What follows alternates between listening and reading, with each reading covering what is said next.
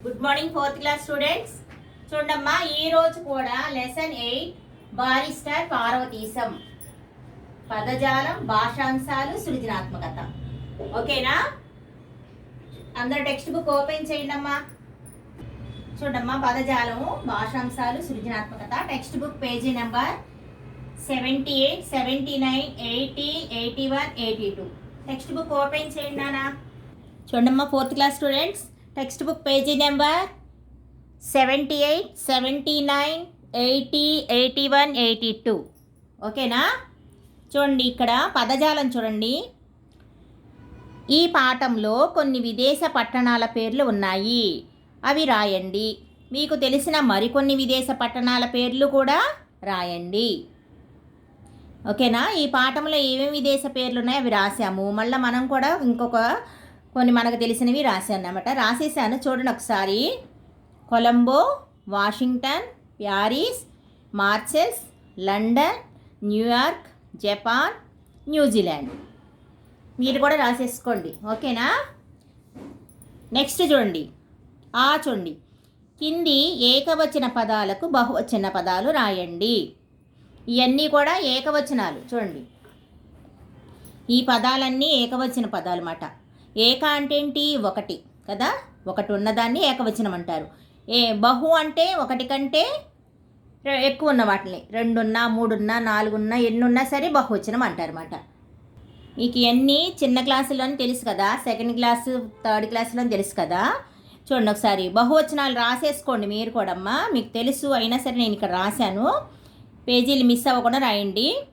రైలు అంటే రైళ్ళు, రైలు, రైలులు అని రాయకూడదు అన్నమాట. రైళ్ళు. సామాను, సామానులు.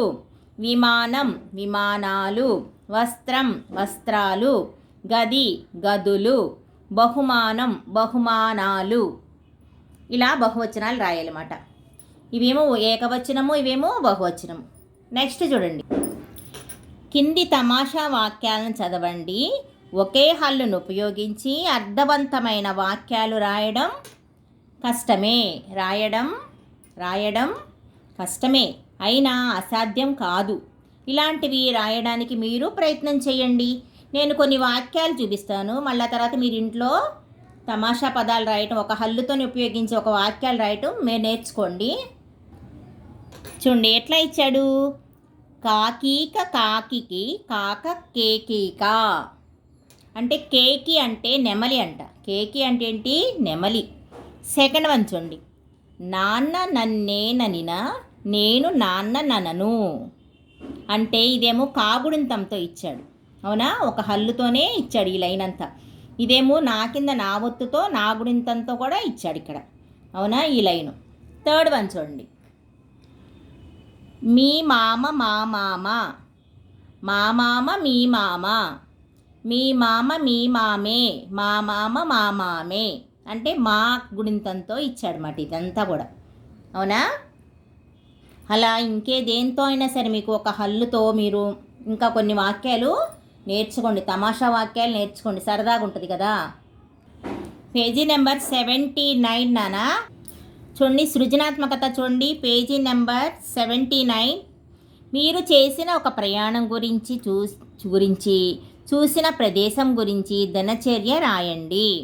అందులో మీరు వెళ్ళిన ఊరు, ఏ రోజున వెళ్ళారు, ఎవరెవరు వెళ్ళారు, ఏ ఏ వాహనాలతో వెళ్ళారు, ఏ ఏ ప్రదేశాలను చూశారు, ఏ ఏ ఆహార పదార్థాలను తిన్నారు, ఆ ప్రదేశాలను చూసినప్పుడు మీకు ఎలా అనిపించింది వంటి వివరాలతో మీ దినచర్య రాయండి.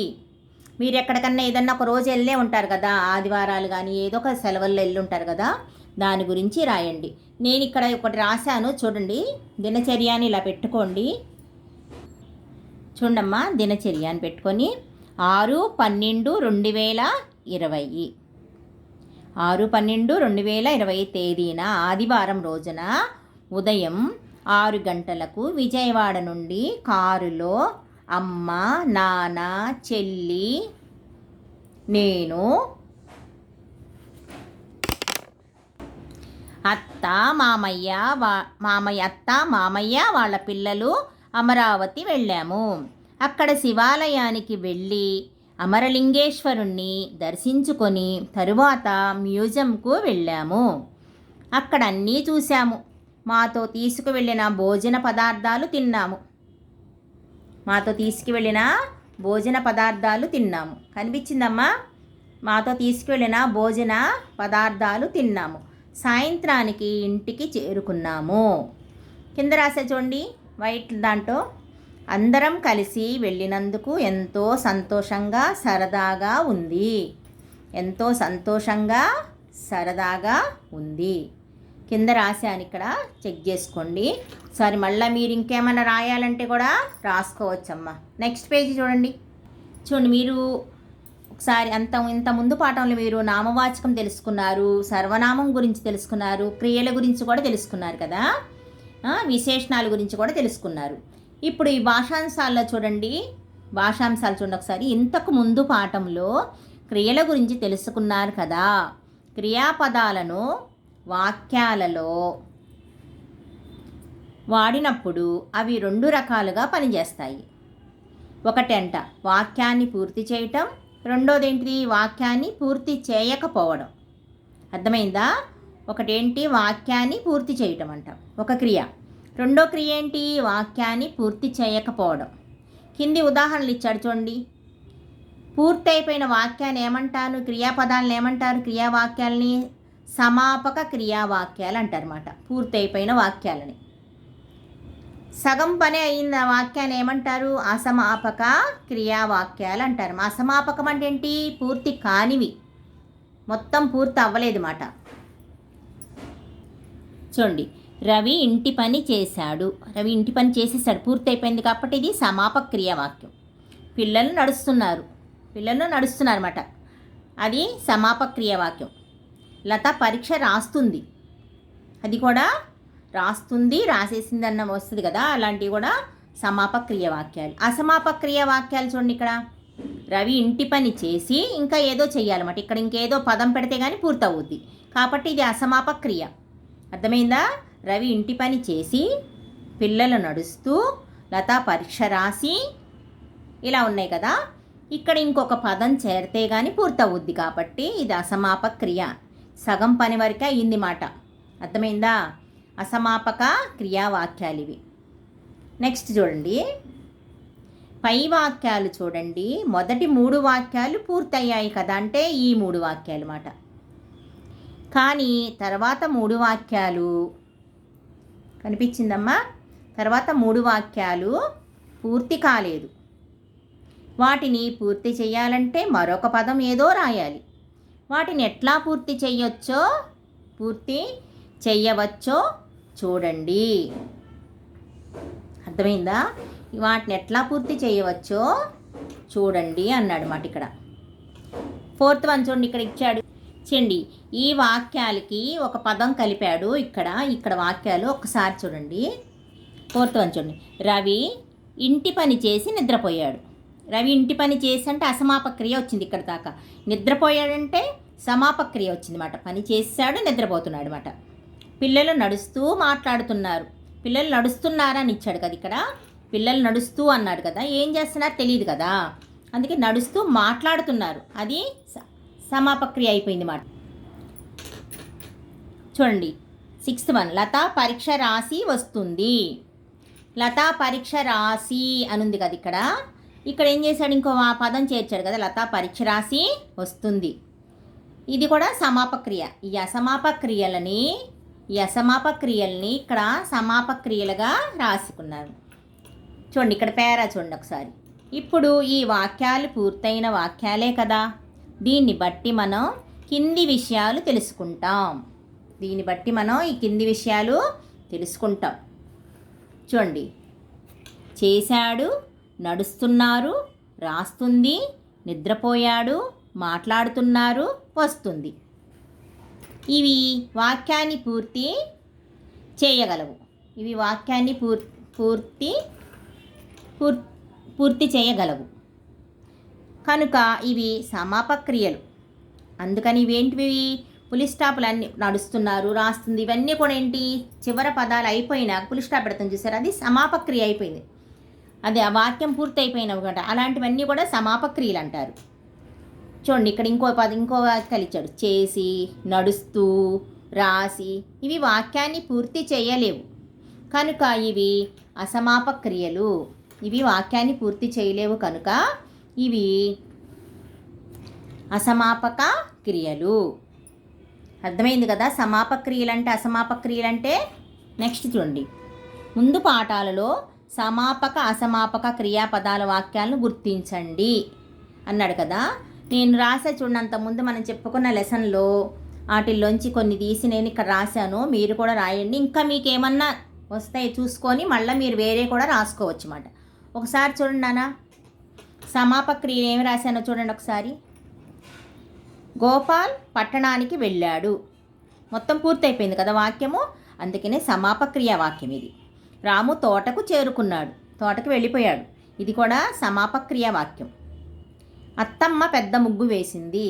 ఇది కూడా ముగ్గు వేసేసింది కాబట్టి సమాప్తం అయిపోయింది వాక్యం. అందుకని సమాపక క్రియ వాక్యాలు అన్నమాట. అసమాపక క్రియ వాక్యాలు చూడండి ఒకసారి. మీరు లెసన్లో చూసుకొని ఇంకేమైనా రాయాలంటే కూడా రాయొచ్చు నాన్న. గోపాల్ దర్బార్కు వెళ్ళి ఏం చేశాడో తెలియదు మనకి కాబట్టి ఇది అసమాపక క్రియ. అసమాపక క్రియ వాక్యం ఇది. కాకి పుల్లలు తెచ్చి, ఇక్కడ కూడా ఇంకా ఏం పదం పెట్టాలో ఇంకా పూర్తి అవ్వలేదు కాబట్టి ఇది కూడా అసమాపక క్రియ వాక్యం. బంతిపూల రేకులను కలిపి, ఇది కూడా అసమాపక క్రియ వాక్యం. అర్థమైందా? ఇక్కడ వేరే అంటే గోపాల్ దర్బార్కు వెళ్ళి వచ్చాడు అంటే సమాప్తం అయిపోద్ది అన్నమాట. ఇంకా సమాప్తం అవ్వలేదు కాబట్టి వెళ్ళి అని ఉంది అక్కడ. ఇవేమో అసమాపక క్రియలు. కాకి పుల్లలు తెచ్చి అసమాపక క్రియ. సమాపక క్రియ కావాలంటే మనం తెచ్చి గూడు కట్టింది అంటే సమాపక క్రియ అయిపోతుంది అన్నమాట.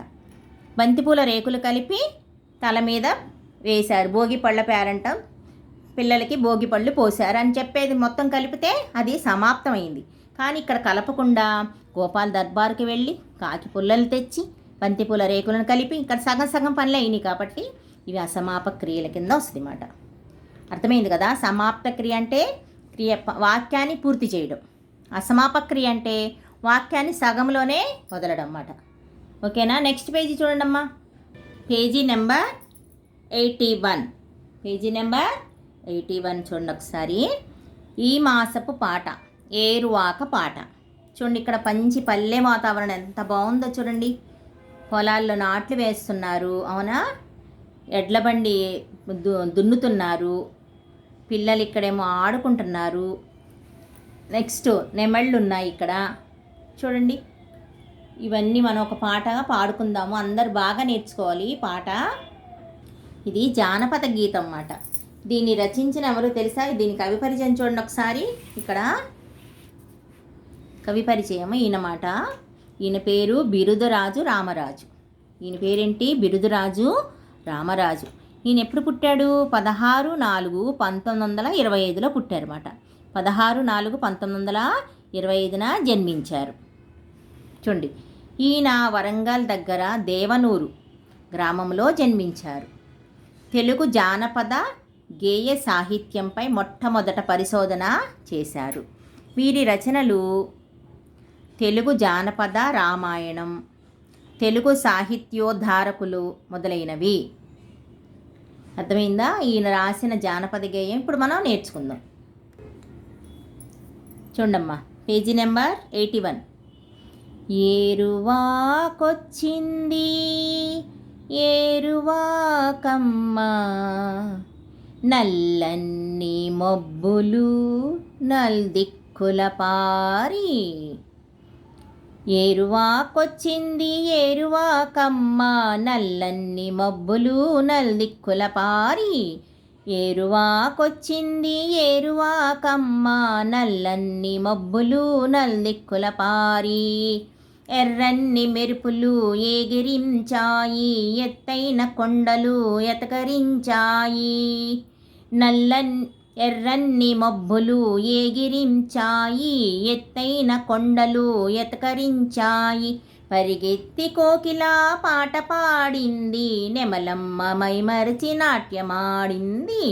పరిగెత్తి కోకిలా పాట పాడింది, నెమలమ్మ నా మైమరచి నాట్యమాడింది. ఏరువాకొచ్చింది ఏరువాకమ్మ, నల్లన్ని మబ్బులు నల్దిక్కుల పారి. ఏరువాకొచ్చింది ఏరువాకమ్మ, జనమందరు వేగా కూడి రావాలి, జనమందరు వేగా కూడి రావాలి. గాదెల్లో విత్తనాలు గట్టిగా తేవాలి, గాదెల్లో విత్తనాలు గట్టిగా తేవాలి. గంపల్లో విత్తనాలు దండిగా తేవాలి, గంపల్లో విత్తనాలు దండిగా తేవాలి. ఏరువాకొచ్చింది ఏరువాకమ్మ, నల్లన్ని మబ్బులు నల్దిక్కుల పారి. మృగశిర చిందించే ముసలెద్దు రంకేసే, మృగశిర చిందించే ముసలెద్దు రంకేసే. దుక్కటెద్దుల తెచ్చి అరకగట్టాలి, దుక్కటెద్దుల తెచ్చి అరకగట్టాలి. దున్నినా చేలన్నీ మిన్నగా పండాలి, ఒక్క గింజకు కోటి గింజలివ్వాలి. దున్నినా చేలన్నీ మిన్నగా పండాలి, ఒక్క గింజకు కోటి గింజలివ్వాలి. మృగశిర చిందించే ముసలెద్దు రంకేసే, దుక్కిటెద్దుల తెచ్చి అరకగట్టాలి. దున్నినా చేలన్నీ మిన్నగా పండాలి, ఒక్క గింజకు కోటి గింజలివ్వాలి. ఏరువాకమ్మ, నల్లన్ని మబ్బులు నల్దిక్కుల పారి. ఏరువాకొచ్చింది ఏరువాకమ్మ, నల్లన్ని మబ్బులు నల్దిక్కుల పారి, నల్లన్ని మబ్బులు నల్దిక్కుల పారి. చూడమ్మ పేజీ నెంబర్ 82. ఈ మాసపు కథ అత్యాశ. అత్యాశ అంటే ఏంటి తెలుసా? ఎక్కువ ఆశపడటం అన్నమాట. ఒక దానితో సరిపెట్టుకోకుండా ఇంకా కావాలి ఇంకా కావాలి అనే దాన్ని ఏమంటారు? అత్యాశ అంటారు అన్నమాట. చూడండి, ఈ కథలో తెలుసుకుందాం ఏంటది. ఒక అడవిలో జిత్తులు మారి నక్క ఒకటి ఉండేది. నక్కలు సాధారణంగా పులులు, సింహాలు వంటి క్రూర మృగాలు వేటాడి తినగా వదిలిన మాంసం, ఎముకలు తిని బతుకుతాయి. ఏంటవి? అవి వేటాడటం తెలియదు మాట వారి. ఈ పులులు, సింహాలు అన్నీ వదిలేసిన మిగిలిన మాంసాన్ని, ఎముకల్ని తిని బతుకుతాయంట. రెక్కాడితే కానీ డొక్కాడదు అన్న బాధ వీటికి లేదు. అంటే కష్టపడితేనే మన కడుపు నిండుదనే బాధ లేదంట వీటికి. అర్థమైందా? ఎవరన్నా తిని వదిలేసినవి తింటాయి అన్నమాట. ఏ జంతువులన్నా తిని వదిలేసిన కళేబరాల్ని తింటాయి ఇవి నక్కలు. అటువంటి అవకాశం కోసం ఎదురు చూస్తున్న నక్కకు ఒక సువర్ణ అవకాశం లభించింది. ఇలా అవకాశాల కోసం ఎదురు చూస్తుంది కదా, దానికి ఒక మంచి బంగారం అవకాశం వచ్చిందంట. ఒక మంచి అవకాశం వచ్చింది. ఏ విధంగా? ఒక వేటగాడి ద్వారా. ఒక వేటగాడు వేటాడి చంపిన లేడీని భుజాన మోసుకొని వస్తూ బలిష్టంగా ఉన్న ఒక అడవి పందిని చూశాడు. వాడు జింకని వేటాడి భుజాన్ని తీసుకొని వస్తున్నాడు అన్నమాట. దారిలో ఏమైంది? ఒక బలిష్టమైన అంటే బలంగా లావుగా ఉన్న ఒక అడవి పందిని చూశాడు. గురి చూసి ఆ సుఖరాన్ని అంటే ఏంటి? పందిని మాట. సూకరాన్ని ఏమనాలి దీన్ని? సూకరాన్ని బాణంతో కొట్టాడు. అది గురి తప్పి పందికి గాయం చేసింది. ఏమైంది? ఆ వేటగాడు ఆ సూకరాన్ని చూసి ఏం చేశాడు? బాణం వదిలాడు. బాణం ఏం చేసింది? గురి తప్పిపోయి పందికి గాయం మాత్రమే చేసింది మాట. అంటే దెబ్బ తగిలింది అంతే. ఇంకా దానికి కోపం వచ్చేసింది. చూడండి, అడవి పంది రెచ్చిపోయి కోపంతో వేటగాడి మీద దాడి చేసి చంపింది. తర్వాత పంది కూడా చచ్చిపోయింది అన్నమాట. ఈడు కూడా బాణాలతో అట్లా ఇట్లా చేస్తుంటాడు కదా, మొత్తం ఇద్దరు కూడా చచ్చిపోయారు. ఆ పెనుగులాటలో ఒక పాము కూడా నలిగి నుగ్గు అయి చనిపోయిందంట. ఈ మధ్యలో ఒక పాము వచ్చిందంట. ఆ పాము కూడా చనిపోయిందంట. ఆ రెండింటి మధ్యలో, ఆ వేటగాడు పంది మధ్యలో నుగ్గు అయి చనిపోయిందంట. నక్క ఎదురుగా చనిపోయిన పంది, నక్కకు ఎదురుగా ఏమున్నాయి? ఇంకా నక్క టేపు వచ్చిందన్నమాట. చూసింది చనిపోయిన పంది, పాము, లేడి, మనిషి కళేబరాలు ఉన్నాయి. ఏమున్నాయి? పందిది, పాముది, మనిషిది, లేడిది. ఈ 4 కళేబరాలంటే ఏంటి? శవాలు మాట. చచ్చిపోయిన జంతువులు మాట. జంతువులైన మనుషులైన కళేబరాలు అంటారన్నమాట. ఇవన్నీ ఉన్నాయన్నమాట. నక్క ఆనందానికి అంతులేదు. బోలెడంత మాంసం, మంచి విందు భోజనం. ఆహా, ఏమి నా భాగ్యం! అదృష్టవంతుణ్ణి, చెరిపేవాడు ఎవ్వడూ లేడు అని మనసులో అనుకుందంట. ఆహా, ఎంతటి భాగ్యం! ఎంత మంచి మాంసం దొరికింది ఇవాళ. ఇన్ని రోజులైన తర్వాత తిన ఎంత సంతోషం అయిపోయింది మరి దానికి. ఎంత అదృష్టవంతుడు అనుకుంది మనసులో. తర్వాత ఏం చేసింది? సరేలే, ఈ 4 మాంసం ఎప్పుడైనా తినవచ్చు. కళ్ళెదురుగా కనిపిస్తుంది కదా. ఏమనుకుంది? సరే, ఈ 4 మాంసం ఎప్పుడైనా తినవచ్చులే. ముందుగా నారలతో తయారు చేసిన వింటి అంటే ఏంటి? వేటగాడి దగ్గర బాణం ఉంది కదా, చూడండి. దీన్ని నారలతో తయారు చేసిన జంతు నారతోనో దేంతో తయారు చేసిన వింటి మాట. వింటి అంటే ఏంటి? విల్లు, బాణం. ఈ వింటిని ఏం చేసింది? ఈ బాణాన్ని అక్కడ పడి చచ్చిపోయాడు కదా, ఇది కూడా అక్కడ పడిపోయింది కదా. ఈ నక్కకేంటి ఒక ఆలోచన వచ్చింది మాట. సరేలే, ఈ 4 మాంసం ఎప్పుడైనా తినచ్చు, ముందుగా నారలతో తయారు చేసిన వింటి నారిని తింటాను అనుకుందంట. ఫస్ట్ ఏం చేసిన అన్నిటిని వదిలేసేసి ఈ బాణాన్ని తిందాం అనుకుంది మాట. ఈ బాణం యొక్క నారని తిందాం అనుకుంది. అనుకొని ఏం చేసింది? ఆ వింటిని కాలి కింద పెట్టి నారిని కొరికింది. కాలి కింద పెట్టి దాన్ని కొరికిందంట. ఈ తాడు లాంటి దాన్ని, నారతో చేసిన దాన్ని. బిగుతుగా ఉన్న నారి తెగిపోవటంతో ఏం చేసింది మాట? గట్టి కొరికేసింది. అది టైట్గా ఉంటుంది కదా, మరి బాణం లాగి వేస్తారు కదా, ఇట్లా వెనక్కి లాగి దీన్ని చూడండి, ఇక్కడ వెనక్కి లాగి వేస్తున్నాడు కదా. ఈ నారిని కొరికేసరికి ఏం చేసింది? ఇక్కడ బాణం ఉంది మాట. ఏం చేసింది మాట? ఈ బాణం వెళ్ళి దానికి గుచ్చుకుపోయింది. తెగిపోవటం వల్ల విల్లు వేగంగా, చూడండి, ఈ 4 మాంసం ఎప్పుడైనా తినొచ్చు, ముందుగా నారలతో తయారు చేసిన వింటి నారిని తింటాను అనుకుని ఏం చేసింది? ఆ వింటిని కాలి కింద పెట్టి నారిని కొరికింది. బిగుతుగా ఉన్న నారి తెగిపోవటం వల్ల విల్లు వేగంగా నక్క గుండెకు తగిలింది. విల్లు అంటే బాణం అన్నమాట. ఆ దెబ్బకు నక్క గిలకిలా తన్నుకుంటూ చనిపోయింది. చూసారు ఎంత ఆశ దానికి, అంత మాంసాలన్నీ కళేబరాలు ఎదురుపడినా దానికి ఏంటి అత్యాశ, ఇంకా ఆ వింటిని కూడా వదలకుండా తిందామా అనుకుంది కదా. ఏమైంది దానికి? ఆ అత్యాశ వల్ల ఆ బాణమే వెళ్ళి దానికి గుచ్చుకొని చనిపోయింది. అది కూడా ఆశ అతిగా మారితే అన్నీ కావాలనుకుంటారు. మనకేంటి ఆశ ఉంటుంది, మనిషి అన్నాక కానీ ఎవరికైనా సరే ఆశ ఉంటుంది. అది ఎంతవరకు ఉండాలి? మనకు ఎంతవరకు ప్రాప్తి అంతవరకే ఉండాలి, మన అత్యాశకు పోకూడదు. అతిగా మారితే అన్నీ కావాలనుకుంటారు, ఉన్న వాటితో సర్దుకోలేరు, ఆ ప్రయత్నంలోనే ఆలోచన లేకుండా ప్రవర్తిస్తారు. చూసారా, ఉన్న వాటితో సర్దుకోకుండా ఏం చేసింది? అతిగా ఆలోచించి ఆ వింటిని తింది, అది కూడా చచ్చిపోయింది కదా.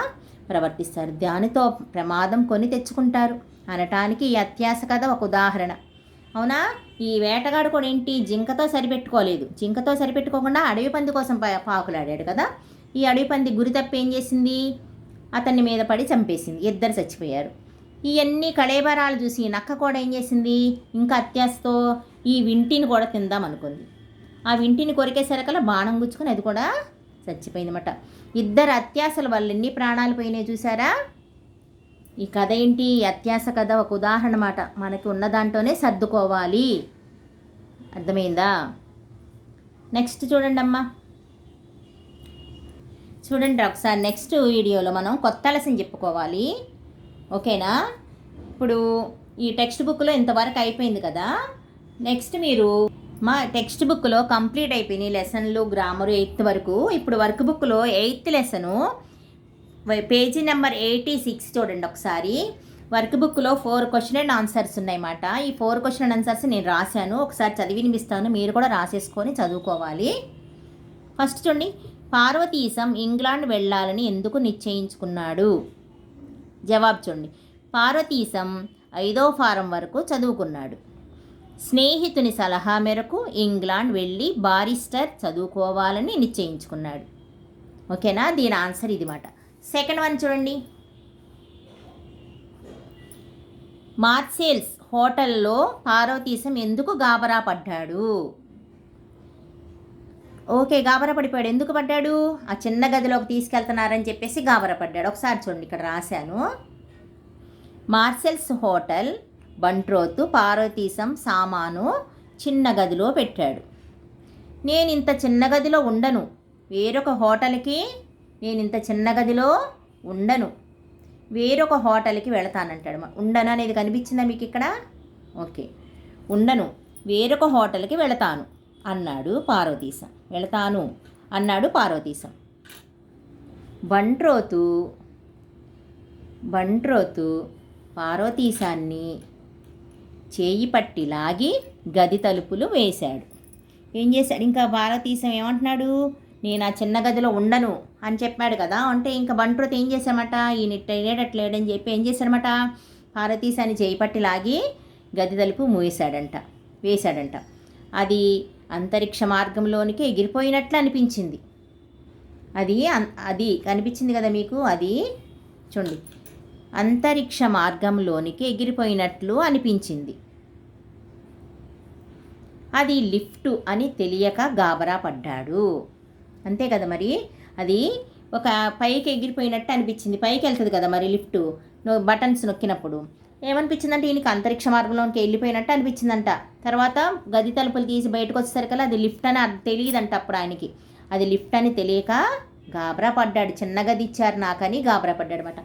ఇక్కడ లైన్లో రాశానమ్మా, కొంచెం చాలకపోతే చూసుకోండి, జాగ్రత్తగా రాయండి.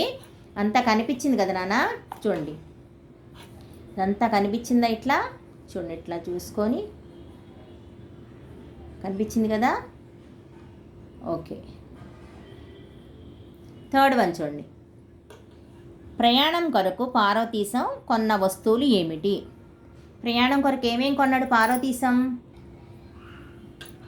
దంత దావనానికి 10 కచ్చికల పొడుము, నాలిక గీసుకోవడానికి తాటాకు ముక్కలు, కనిపిస్తుంది కదా మీకు, కొబ్బరి నూనె, అంగవస్త్రాలు, దేశావళి దువ్వెన